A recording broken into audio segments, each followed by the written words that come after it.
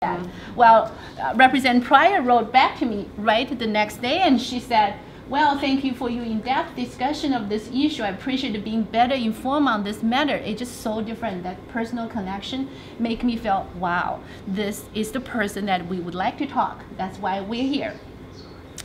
And then we, as I just a little bit background for everybody here, that we have been, we have this WeChat group. We share information about kids' education. We prepare kids for their leadership skill, and then try to involve in community services. And then this is what we believe. So when Kershaw shared with me that the Minnesota Department of Education has a data desegregation registration form. In that form, if you are white, then you're okay. But if you are Asians, if you're Hispanic, if you're African, then you have subgroup questions you have to fill out. I was a little bit surprised by that happening in the United States, that kind of thing. So we went talk to Superintendent Dr. Peterson. He is a wonderful superintendent. He was trying his best to help us out. He said, no, I don't agree with it. But you know what? I got this from Minnesota Department of Education. There is nothing I can do. So we actually went to the Minnesota Department of Education and meet with the commissioner there. And we tried to have that form changed as much as we could. However, basically we were told it's a law. We can do nothing about it. Mm-hmm. So that's why we kind of stuck in the middle and then say, where can we do? So we wrote a letter, and we have a group of parents from here. We're all busy, but we came up a letter and say we seriously concerned about this. And we're going to review some of the concerns this afternoon, a little bit later. And then wrote a letter, and that letter endorsed by 16 different community organizations say, yeah, we agree with you. So that's why we're here today. And it's our great honor to have some of Indian community friends here, and PG is going to run city council this year. Eden Prairie City Council. Eden Prairie City Council. Wow. So welcome. Thank you for coming. I also represent India Association. Okay, in the association. And also have Pete Puja here from Hindu Society to join us to share this our concerns and why we care. So my study, we just noticed this like about a month ago. So we kind of seriously study about what's really going on. We're engineers, we are healthcare professionals, we are whatever, management, we just kind of far from politicians. So we study why there is such a statue there. So our understanding is there is a Council for Asian Pacific Minnesotans. They came up with a study to study about achievement gaps. And then in that report, this is from their report, this is exactly from their report. And it says, in reality, refugee experience low-income English learning and highly mobile Asian Pacific students experience significant education disparities, which means the academic achievements is related to refugee experience, related to low income, related to English learning, related to their mobile social status.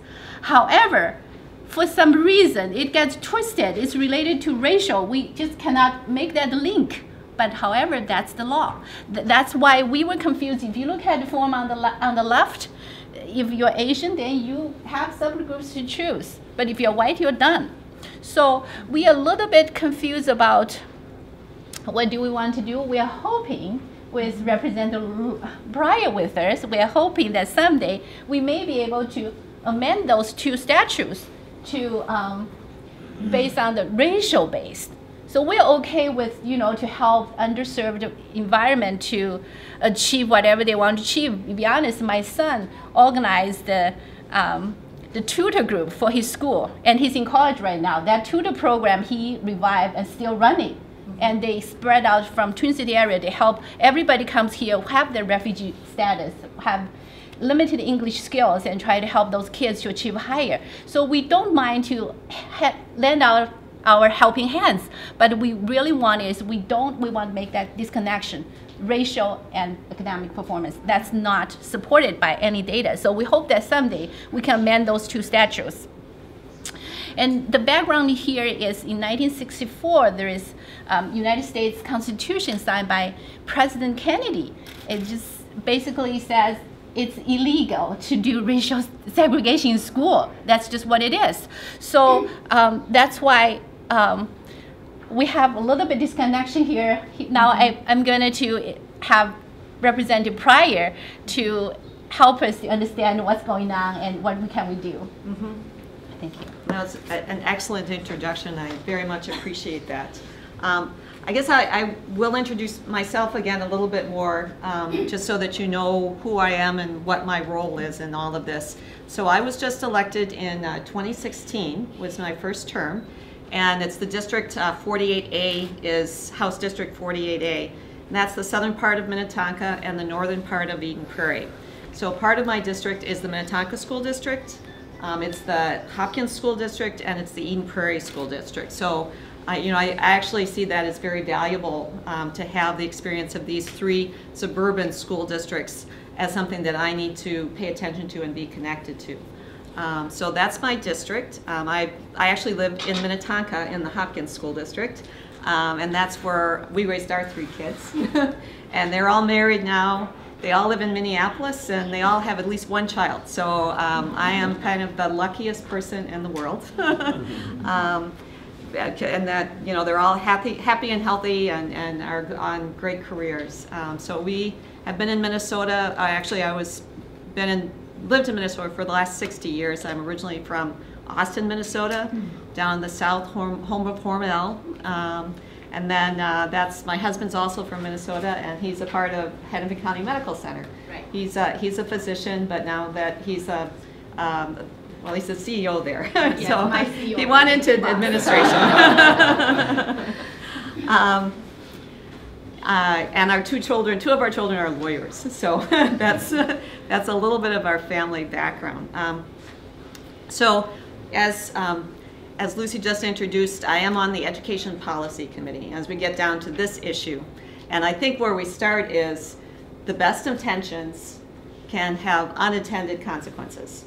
So this particular policy, talking about collecting this data, disaggregated data, what it was addressing is that I think just as was introduced, we do have we have refugee populations in Minnesota. Beginning with the Hmong population. And Representative Fu Lee, he was also just elected in 2016. He's another freshman legislator with me. He realized that he knows that growing up, there would always be this issue, which was that we've always had categories for looking at student populations. But there was a category that was East Asian as one category, then Latino, African American. So in schools, we've always collected information about race in some form. But when you look at that category of the Asian, then you would have these very different populations. So you'd have a population that was an immigrant population, people that made the choice to move from an Asian country to the United States, and that might be a couple generations ago. And then we had other populations, which are refugee populations. And that was, at one point, the Vietnamese population and the Hmong population. So people that actually were moving from refugee camps where they had nothing, including education, and then coming to the United States and trying to integrate into the US population. And so what Fu understands is growing up as he would be a first generation Hmong American. His parents, were not English speakers, and he was having, which is very common in a lot of immigrant populations too, but basically it was a community of people with nothing that were coming to the United States and trying to start over their lives here. And that right now we keep seeing this going on, that we have the Karen and the Karenni populations that again are refugee populations that are coming from a situation of, well, we know that they're of extreme stress. They're moving from refugee camps to the United States and trying to start their lives here. So if you put all of these students in the same population, you know that they don't come from the same similar backgrounds. And so this disaggregation of data was a way of trying to identify these different groups within a student population and to track how they're doing. So if you were, it's different being Hmong than Karenni right now. And in the East St. Paul school, there's big populations there, and that would be different than Hmong. And so you wouldn't want to put those students in the same group because the Hmong population probably right now, English-speaking parents, they probably have steady employment, and so it was a way of a school being able to look more in depth at who their students were and what their challenges might be. So this was the intent of collecting this data. Now we're going to hear about the unintended consequences of collecting this data. And it was, as that report said, it's understanding refugee populations and these very mobile populations right now, and to be able to collect data on them.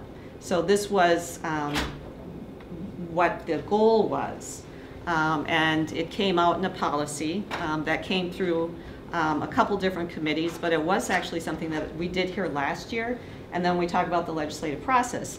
At that time, when we heard it in committee and said, is this a good idea or a bad idea, there's only a couple groups that were speaking to it. So Fu Li, because he was on the committee, could speak from his experience, what he had seen in he represents North Minneapolis, what he was seeing in his schools.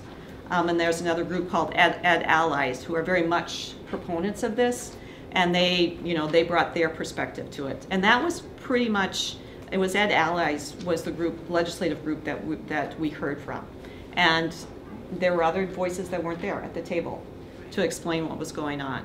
So, and that's how our process works, it's who comes to the table and can explain your side, and we make the best laws we can based on the information that we have available. Now we continue on, and we hear more, because this was just one step. Sure.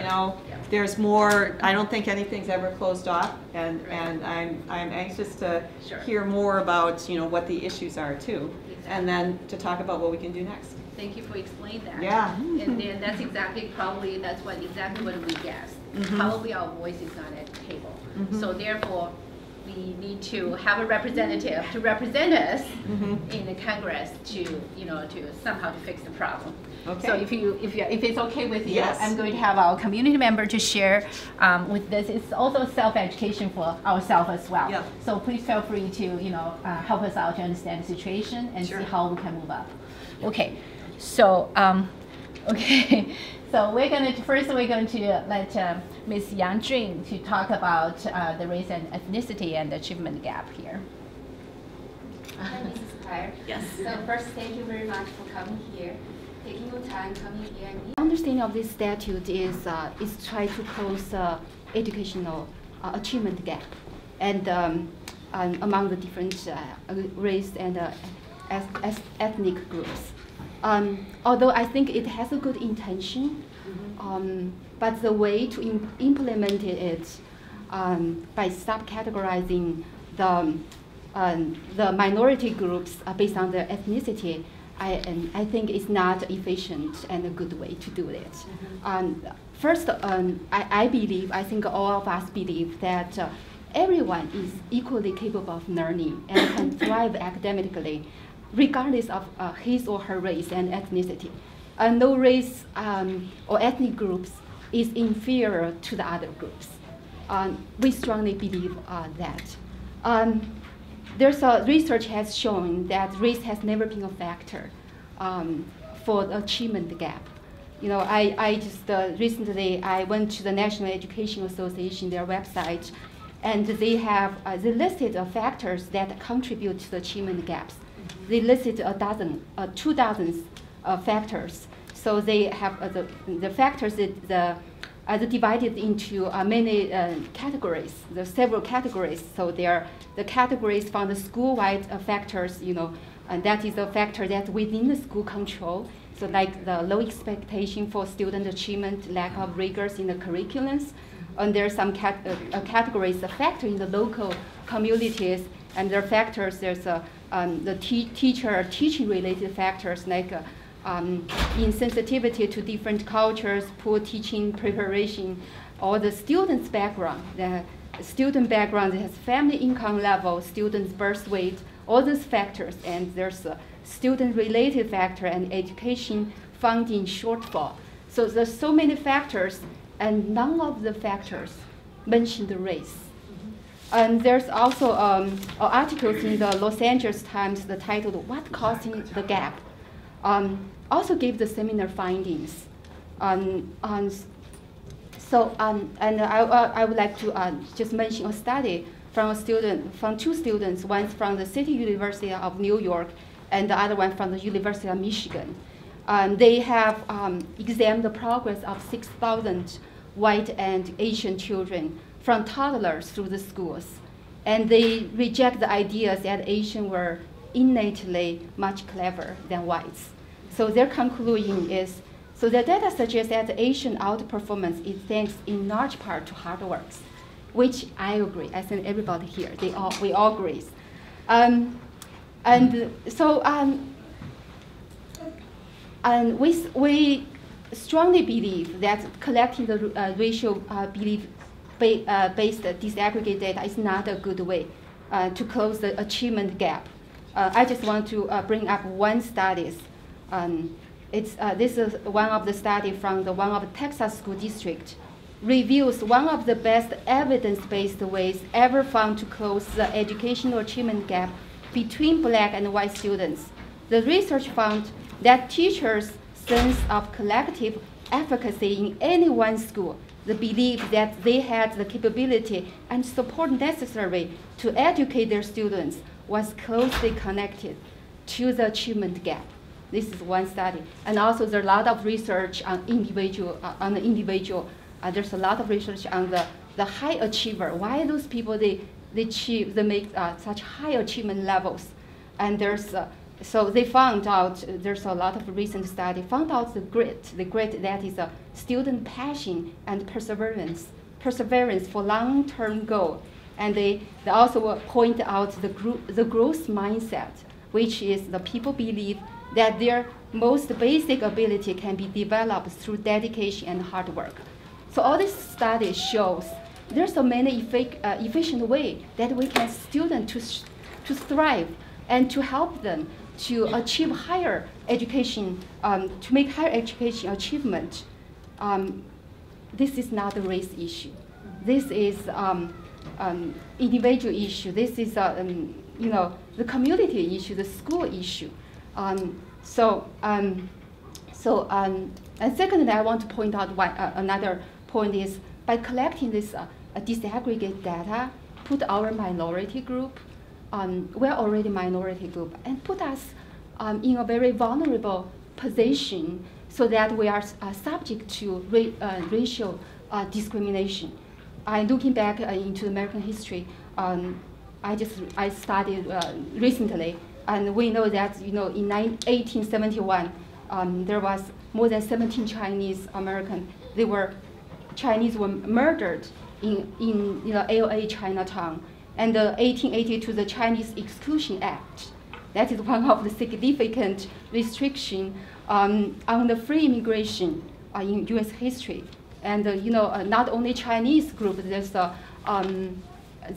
Japanese American. During the Second World War, I went to a History Day exhibition just a couple of weeks ago, and one of the exhibits caught my eyes. That was talking about this internment of 120,000 Japanese Americans. They were interned at that time. Relatively fewer Japanese and Italian, German and Italian American were interned at that time. all this, the racial discrimination, they did exist in the past. And if we have all this data collected, our kids will labeled as a Chinese. I talked to my son last week. I told him, Andrew, next year you might have to fill out a form and you have to check the Chinese.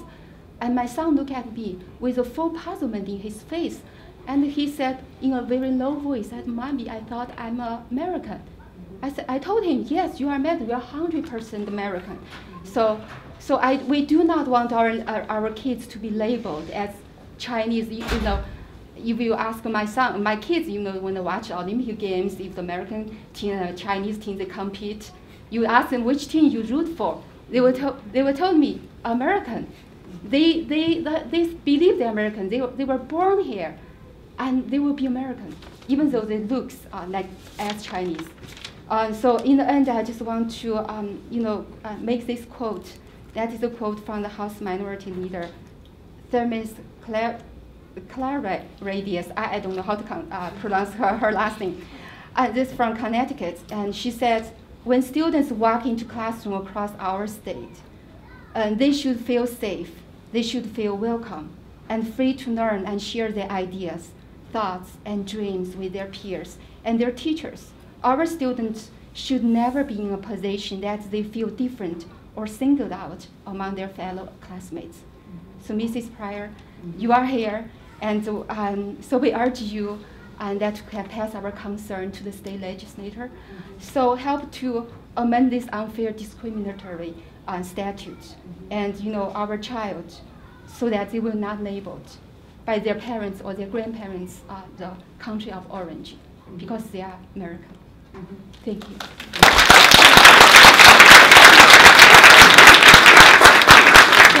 Thanks, Yanjun. Macer's President Jeff Zhang. Thanks for giving me the opportunity to represent the two groups to talk here. The title is a little bit off. It's actually extra data collection at what cost for what purpose. I think we're all just traditionally we've been collecting data for the 7 major groups. That's been doing that for years, and everybody that's acceptable. So for this extra one, let's go down to the page.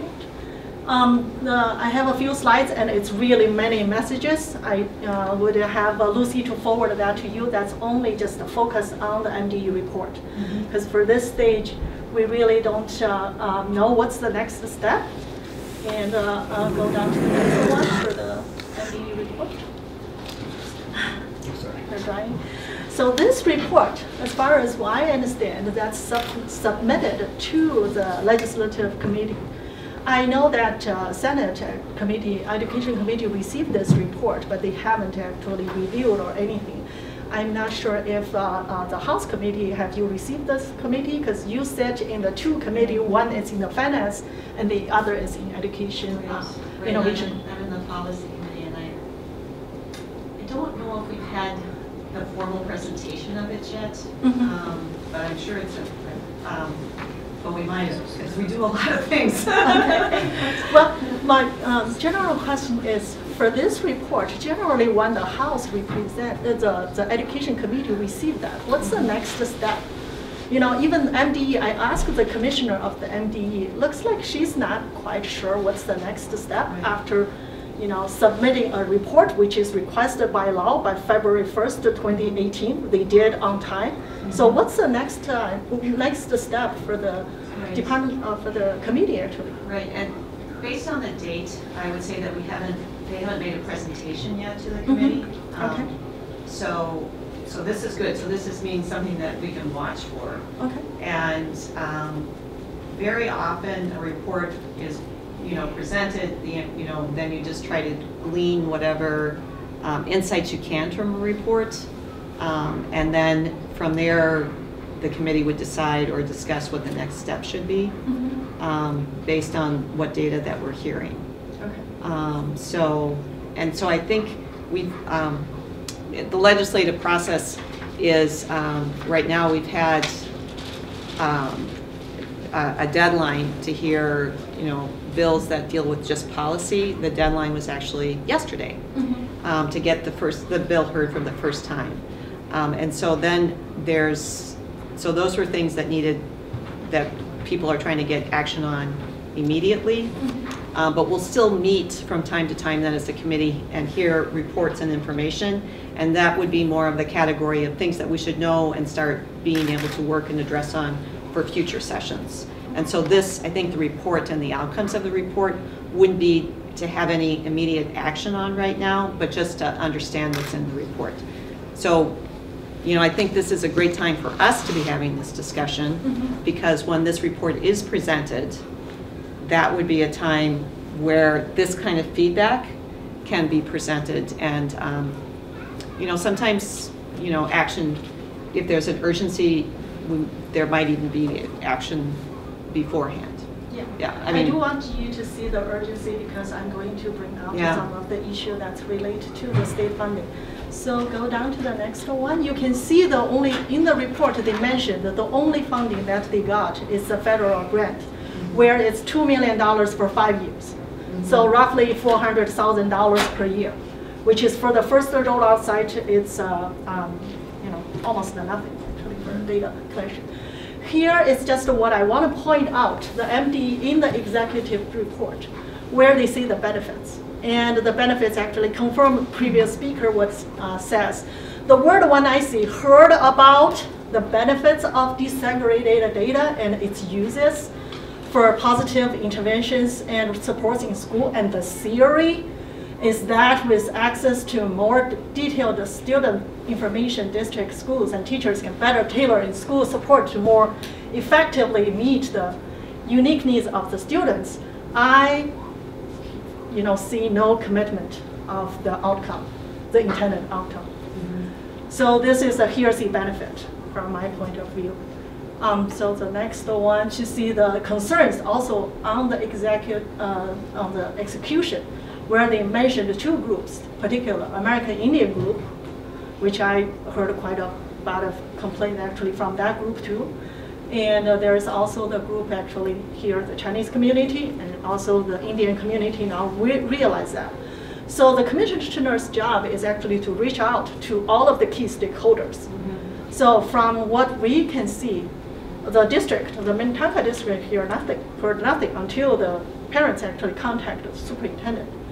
And also the other groups, which actually the Indian group heard nothing actually about it, this, you know, from the beginning to so far. So the next one, it's, I think the MDE actually, they need a little help from this group because what they really thinking in the summary saying policymakers will need to understand and strike a balance between the positive intentions of more comprehensive data collection against the unintended and potential negative impacts.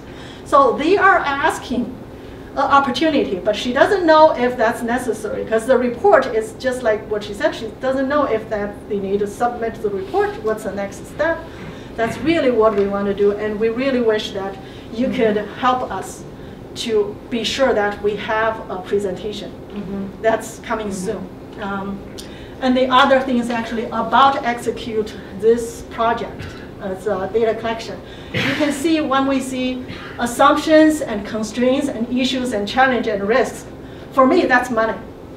So all of those actually need money to be able to continue to make this project successful. So go on. On the left side, the MD already compared the technologies and choose the vendor. So the vendor you can see easily on the middle one, on the left side, it's saying all of the yes for Ed5, which I actually know nothing about it. I'm sure some of our parents, the IT gurus know. But then I only want you to point out to the Michigan one. So this is how much that's cost for Michigan to start that one. It's $7 million in 4 years. The state actually spent first $1 million in first year, and then intended actually for second year $2 million, and then 2.2 million for 2 million for third year, and then 2.2 million for the fourth year. So I don't know if our state, you know, as far as I know from now, there's no state funding actually for this project. So I don't know one way or another at this point. But that can be an answer that I can get. So when we, when we kind of do the minutes and the summary of the meeting, we can have information that we're still getting. And I can get that information on what if there's state funding right now for this, and how much. Wonderful. Yeah. So just please Okay. make sure we take care of that with the minutes. Yeah. Yeah. So the next one. Here is just it's just another slide showing you the budget, actually what they're considering. And you can see this is the funding they got, this bottom piece. And so there's a deficiency of 1.4 million actually over there. That's only considered for vendor implementation and cost and 3-year maintenance cost.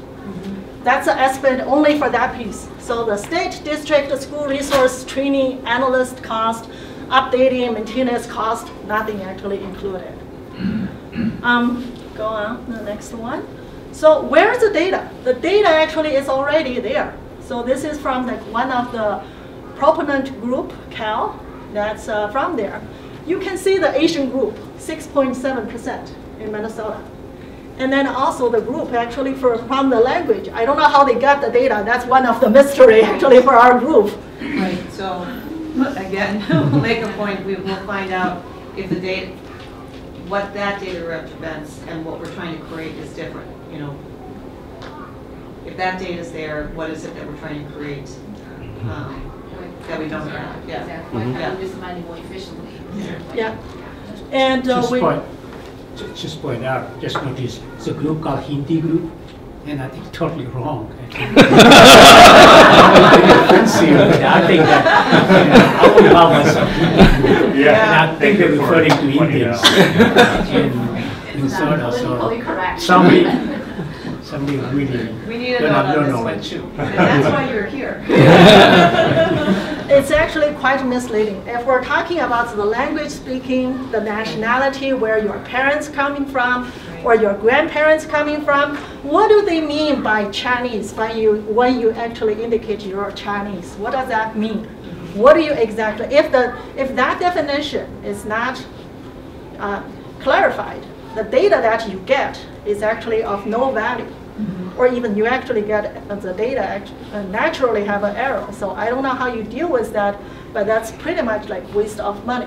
So go down to the next one. The other point and is that data is useless because the way it is, another thing, collected data itself is wrong, then you're applying a policy to a data, it is inaccurate, then you're going to create worse outcomes.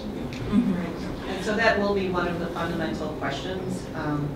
Is it possible to collect useful data? And is the instrument that we have now that's being developed, is that going to be collecting useful data in any form? So that's very important actually for the policymaker to find out from MDE the way how they implement this law. Are they going to get that?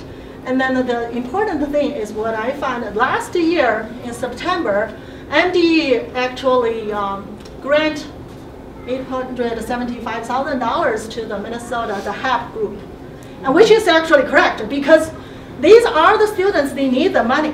That's help you 400 families, 8,000 students, that's great. We actually, our group totally support that. We want the money to go to the students who indeed need help. And we also want to see, we have to monitor the proper use of the funding and the effective of the proposed program to help the students, not the agencies. Yeah, thank you. The legislature wrote that statute, passed it into law. The agency had to execute it. I see. So there can be, there's two ways of questioning this. One, was it a good law to pass, the statute? Is that what's at fault?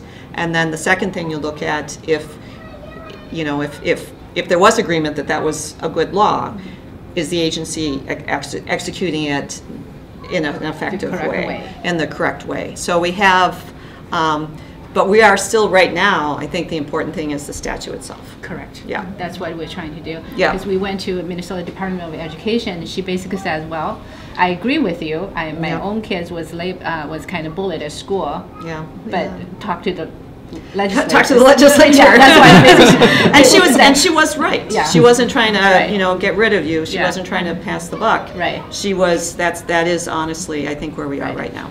So we're Yep. getting like, we're frustrated, and she was frustrated. Yeah. We said, why don't you listen? And she was saying, I am it's not listening. me, I'm not the person. Daniel, would you like to Sure. raise your questions about data privacy? Have a seat. I will. Quite a bit. Hi, Representative Pryor. I'm supposed to be the person that brings the balance to the force because I'll be very quick and brief in my questions.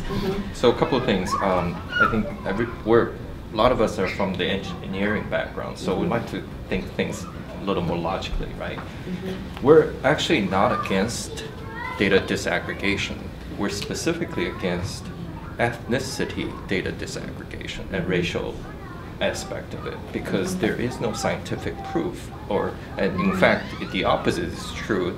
There's copious studies out there disproving that race and ethnicity has much to do with academic achievement and the gaps that exist out there.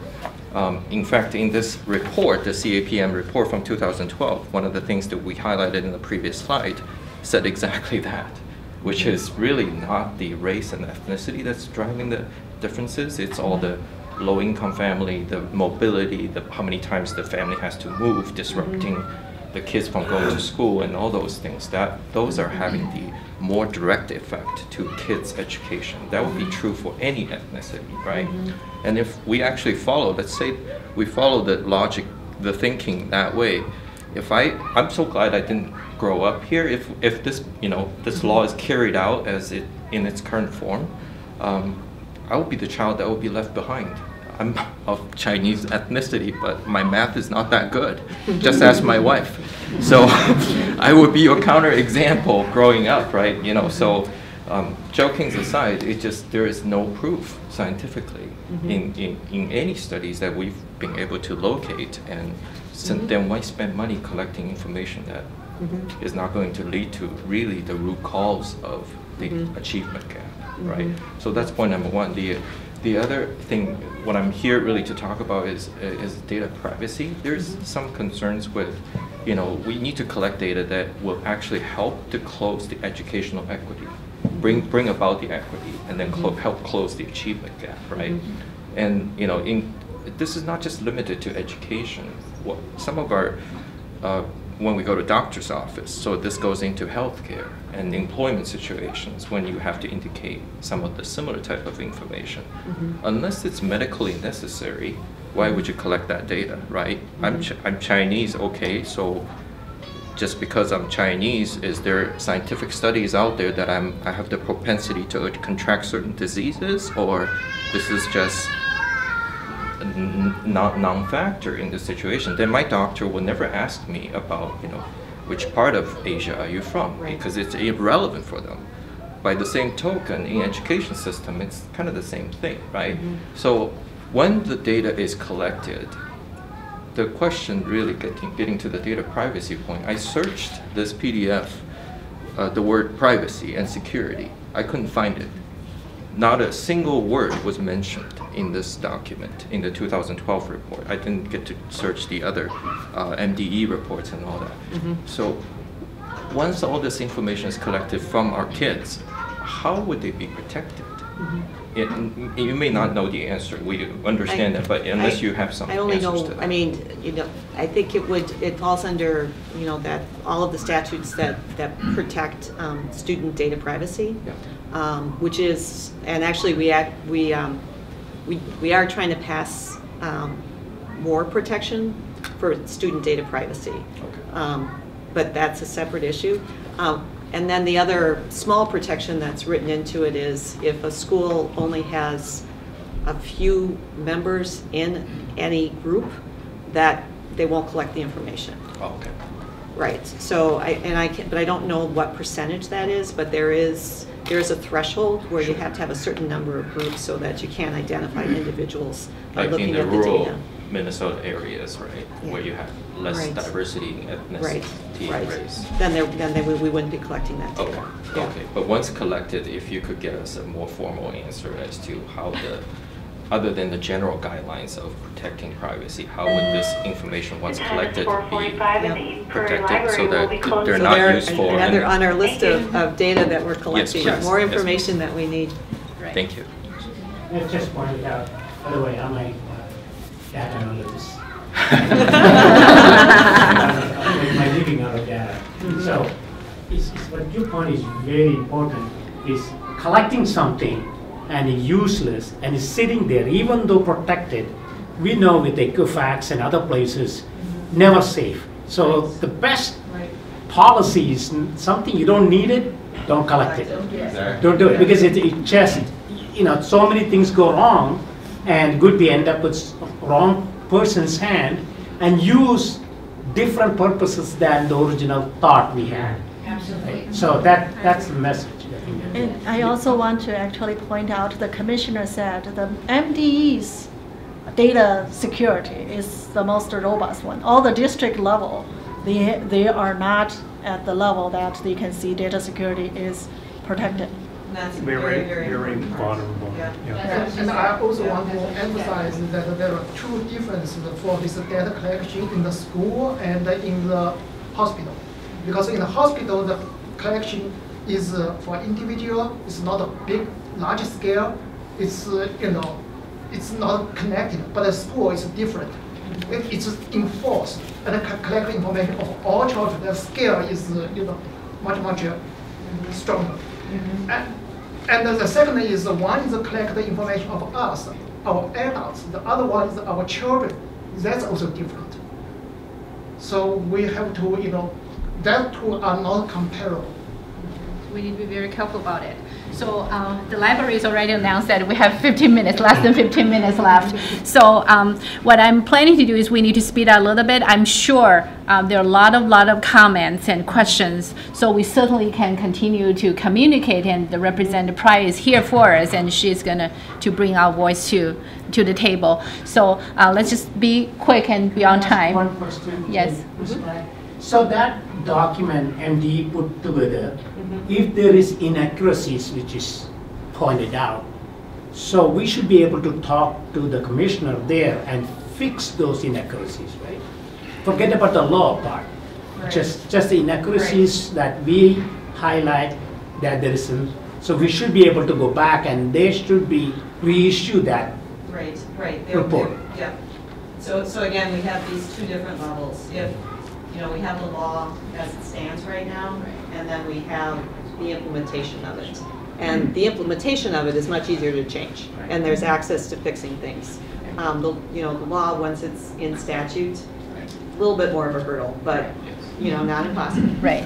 Okay. So Danny, the Huaping is going to talk about desegregation, but we just need to be careful about time. So yeah, Representative Pryor. My name is Huaping Wang. I think I'm going to ask you something else. So, as you said earlier, Representative Fu Li, when he was proposing for this, he was mentioning the immigration status, the language spoken at home, and family income as factors. He did not say race was the factor. In fact, if you think about it, those things are already covering the main reasons for the achievement gap. So this whole group believe, including the race data in that data desegregation requirement, is redundant. So the request here is really to remove the race data collection. But I think we still support the collection of the family income level, the non-English speaking status, and the immigration status or refugee status. We think those are relevant information for the state as a whole to understand the students' population. So that's. I one thing, sorry.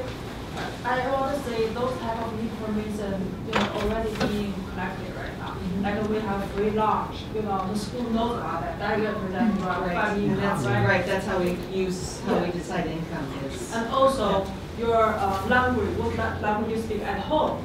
there's some, give you some format, you know that, right? So that we already have this type of information, I think. So next question is, how do we go about removing race from that requirement? Meaning amending the law.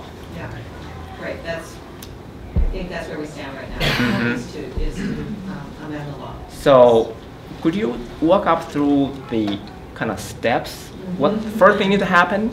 Second, third, fourth? Kind of a legislative process. Yeah. And here's where I will probably need to get more information about where we stand on this report and kind of the review process of where we're heading with this. Yeah. So I think that's where, those are the things I will have to make sure I have accurate information about. So kind of looking at this calendar, we are, we're going to be heading into our spring break, not this week. Next week we're still in session, then there's a spring break, and then the policy committee will still be meeting. And I think that, one step is that we can probably come to the policy committee and, bring this as an issue. Basically get a hearing on the consequences and how it's being perceived and received in the community. So I think, that's one step where we bring it to the legislative attention. And then, then it's always like, and this is where I have to check to see where we are in the implementation of this statute, to know exactly what the steps need to be. It's my understanding then is Minnetonka is is part of the pilot program, so that it. I think that that's probably still on track. And then, so this means that it's very, very important to be fully engaged right now about how it's going. So that's something that actually is, I think, obviously why you're here as an engaged community to look at this. And that's where we can keep moving forward with that. To keep you engaged and keep you informed at this point and into the process. And so I think it's, so there may be some changes that could be made this year in statute, or it may be more of a, into the next year to get something introduced to change, modify how that statute is written. And Representative Pryor, also just what I know, if the law wouldn't be passing if there's no funding, that's from state. Right. It's called unfunded mandate. Yeah. So this one is actually just to say we have some funding, not enough. You can see state actually, or somewhere, someone needs to pay for that rest of the 1.4 million. And so how does it work? That is another fork in the road, another decision point, which is the financial part of this. And so to bring evidence, say it's not a policy that's effective and working, then then the funding will dry up. So you can either change the statute so it doesn't exist anymore, or you can bring the evidence forward to say it's not an effective policy and should no longer be funded. And then it ends that way too. So what's the next step? Should the finance committee actually review this MDU report? Well, there will be, it'll be reviewed by both education meetings. In the House and Senate? In the House and the Senate, right. Because it did pass to become law, it has to pass in both bodies. And so both bodies will be reviewing the report and understanding it. And that's, so that's something too that we can figure out the dates for those things. Right. But information for a future time. Absolutely. Yep. So we would appreciate if you can, maybe we can email each other, you give us a timetable and give us a roadmap. Yep. Yeah, we'll follow with you and ask you to represent us to bring that up. To be engaged in this process. Yes. If I could add one last thing, please correct me if I'm not speaking everybody's mind, but I think we all want the same thing. In all the ethnic group, we all want to help the kids who are underachieving to close the achievement gap. We just have a disagreement in how we get there. So, and I really don't think it would be fair to all the school districts across Minnesota to interpret on their own what the statute meant.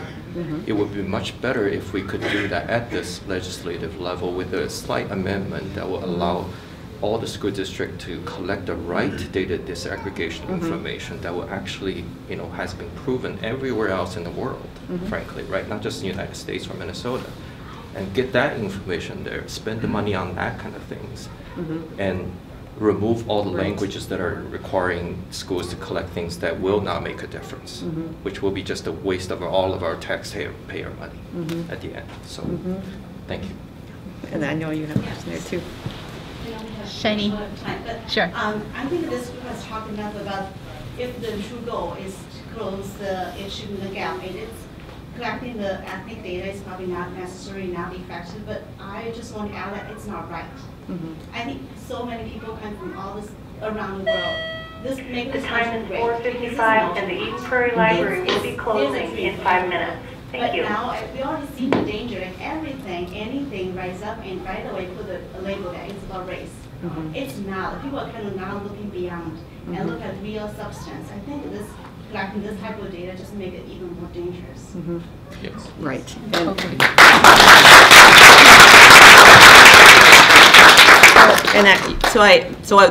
That's the compelling argument that I take away from you today that I had not heard when we were reviewing this policy, because we were focused on we have this problem, people are bringing forward this tool to address the problem, and this is why I'm very hopeful about this process, because we understand each other on this. Right. And now we bring forward this other piece that had not been heard before, and that I think it changes the dynamics of what we'll be doing and talking about. Absolutely. So that's great. So I think there's so many more questions. One short thing. Yeah. I came in a bit late, but I'm a student at EKHS. I'm a junior, and one of the first things that you said that really stuck out to me was that this is about like getting our voice heard. Like traditionally among minorities, like African American people or Hispanics are more commonly heard just because of what's on the policy agenda, and Asian Americans tend to be heard a lot less. And I think like and you have spent time here. East Indian Americans too, Well, I mean, India is part of Asia. I don't. I consider Asian to include them. But like,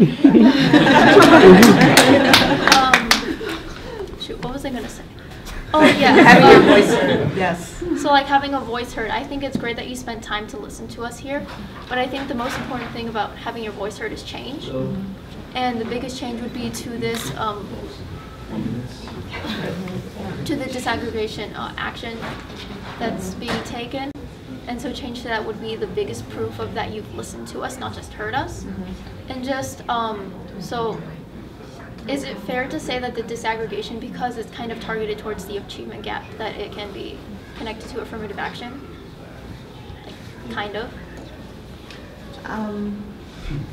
It's probably that's a different concept of affirmative action. But yeah. But I think that the changed. So it's an important part. Thanks everybody for coming. I'm sure there are